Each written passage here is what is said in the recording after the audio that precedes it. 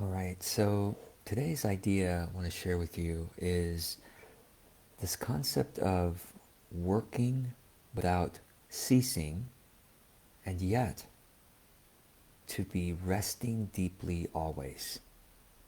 It's a paradox, but it's one that I've been reflecting on quite a bit because I it seems to me that society typically assumes, puts this supposition on us, presupposition on us, that a good life is one where we work for a while, gather up money, gather up resources, set up the systems, and then we coast for the rest of our lives. That's called retirement. And of course, a little bit more sophisticated than that is work-life balance. So you work during the day, and then or whatever your shift is at work, and then you rest and play in the evenings, weekends, and on vacations. And because of this, and there's this idea that really ideally, like if you had all the money in the world, or if you had plenty of resources, you wouldn't really work so much. You'd just be playing all the time and resting and playing all the time. Who wouldn't want to, right? That's the most pleasurable way of being. And all of that assumes that there is simply this body mind system that tend towards um, chaos, really. It tends towards everything breaking down, but it tends towards, shall we say, laziness and, you know, pleasure. It tends towards pleasure. Let's just put it that way. And then there's the flip side of this, you know, I think societal assumption. Let me know if you think that's true or not. Actually, do you think that's true or not? That I've kind of felt this assumption on me my entire life, right? Like from society, that that's the goal. The goal is to get to a state where we're just playing and resting all the time, relaxing, on vacation mode basically all the time. But we have to accumulate enough money to get there. People who are retired or retired early, can just do whatever they want all the time.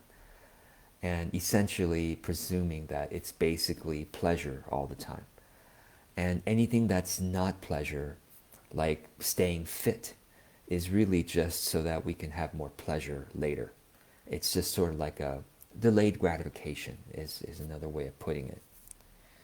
And and so the reality, of course, is that almost all of us don't have enough resources to just relax and play all the time. I don't.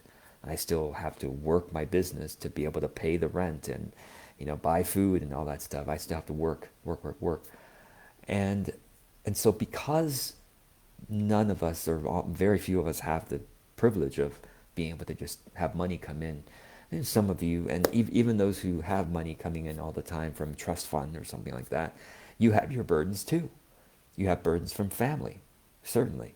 You have burdens from expectations of society and others. It's way harder than most people think. So it's like no matter what situation you're in, it's like there's always hardship, you might say, or lack of pleasure that we have to get through, no matter what. And and and so there's this, I don't know, there's this sort of like ongoing battle, I guess, with the fact of hardship, labor, challenges in having to do stuff to stay fit in terms of your finances, in terms of your body, so that you can have more pleasure and play and relaxation, right? So there's this constant battle. I don't know. To me, it's like, why does it have to be this way? And maybe, maybe a deeper question, which related, was why is there evil in the world, dear God? Dear God, why did you allow, you have all powerful, why did you allow evil in this world, including the fact of labor and the fact of everything breaking down all the time? We have to stay fit. We have to fix machines. We have to fix ourselves. We have to pay the rent. Why? Why? Why? Why? Why? And so I want to flip the idea on its head and introduce this concept of working without ceasing and yet resting deeply always. So this is my way of going beyond the societal eternal battle of labor versus rest, labor versus leisure. And it's like this eternal battle. Like, can we find a, like, instead of, the answer typically is, well, you got to find balance, right? You got to, yeah, you got to suck it up and, like, work or work out, or you have to stay, keep your body from breaking down. Do the hard things so that you can then have pleasure. It's like, but then during the pleasurable times, might you not feel guilty that you're not doing enough work, enough labor, enough fitness? When you're indulging in the cake, are you feeling guilty that you're not keeping to your nutritional, whatever? You see what I mean? Like, why is this constant battle, and can we find a higher way beyond that? And so this is my proposal to you of a higher way, which is to, it's sort of like this taking work rest balance, and putting a higher spin on it, which is to work without ceasing, and yes, to rest deeply always. Okay, what do I mean by this? And so what I mean by this is, when I say work, I don't mean literally, when I say work without ceasing, I don't mean you should be at your computer all the time doing your business or doing your job.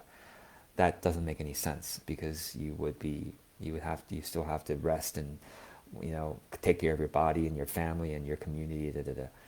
So it's not literally physical work, okay, or even mental work. I'm talking about spiritual work without ceasing. And this is supported by most faith and sacred traditions, of this idea of, Western sacred traditions have a continuous alignment, continuous communion with God. Like that ideally, that's the aim, is to have this continuous, like, practicing the presence of God. Like, 20, like, during all of your waking hours, you practice the presence of God, like, without ceasing. Well, a life monastery, essentially, right? And then in Eastern traditions, it's this idea of mindfulness and continuous engagement with the world, to bring more harmony to the world, to align with the Tao, essentially, at all times. And so in pretty much all sacred and indigenous traditions, the same idea. It's continuous responsibility and engagement with the whole, through rituals and through, practices and all that. So it's like, and all these sacred traditions seem to support this idea of work without ceasing, spiritual work without ceasing. And then at the same time, what about rest deeply always? So to me, the more we do the spiritual work of alignment with the divine, the more we're able to rest deeply, because we understand that all of our efforting is by grace alone. It's like we get into heaven by grace alone, but it's because of all the efforting that we get into heaven, but it's all by grace alone. So I'm kind of poking at both the Protestant and Catholic faiths, trying to meld everything together. Sorry, Christians. But the resting deeply is possible because we are psychologically and ontologically resting on the foundation that this individual mind and body is really not an individual mind and body. It really depends on everything, right? You are not separate. I mean, literally, even your body, if you looked at your cells of your body, it's go down to the finest. It's all connected. For all the atoms and the electrons and the quantum field is all connected, right? Like even physically, we're not literally separate. It's well known that there are certain elements that have been with. I mean, there's certain elements that have been with us since the dawn of time, and so like every breath that has ever been taken, ever been exhaled, there are molecules in that breath that are still literally here in the world today. Like the breath of Jesus or Buddha or, whatever sacred, you know, ancient master you want to name, their breath is literally, we're still breathing that air today. There's some molecules of that that's still here. And that's been distributed all around the world now. And so even physically, we're not separate, let alone metaphorically or philosophically or spiritually. Certainly we are not separate. We're all connected by spirit, by the quantum field, by spirit. It's all connected. And furthermore, for those of us who believe in guardian angels and the divine source that is supporting all of this, like you can't even take a single breath by your individual might and effort. You can't even do that. It's all dependent on everything else. I mean, you could say it all dependent on your ancestors having brought you to this very moment. Like it all depends on society still running its systems. However you want to say it, secularly or religiously or spiritually or whatever. There is nothing we can do by ourselves. Everything we do is dependent on this rich web of physical and spiritual support. And so, and the simplest way I think of it is my eternal destiny is secure, is completely secure. Like there is a higher power that is guiding this entire life of mine. And I don't have to ever be afraid of being bumped off of that path. There is nothing wrong that I can do that is so wrong. I mean, it's impossible to do any sin, or any wrong thing, wrong behavior, wrong thought, wrong disposition.